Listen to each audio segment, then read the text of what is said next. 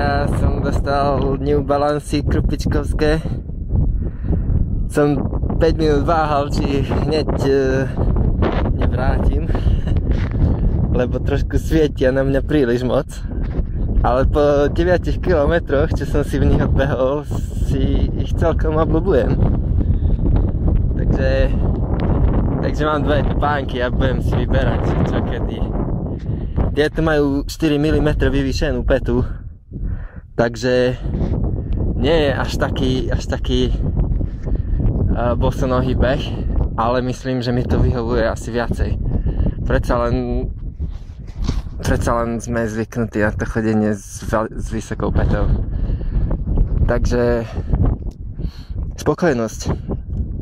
A keď sa trošku zašpinia, tak nebudú tak svietiť, čo dneska už samozrejme som začal, lebo nejaké tie mláky a blato bolo. Takže tak, no, môžem behať.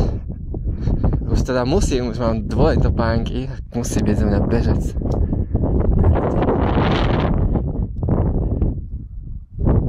Dobre, tam ma to ešte čaká.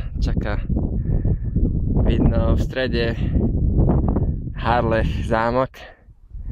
Tie dva zelené kopčeky ešte musím si odbehnúť a za nimi bývam.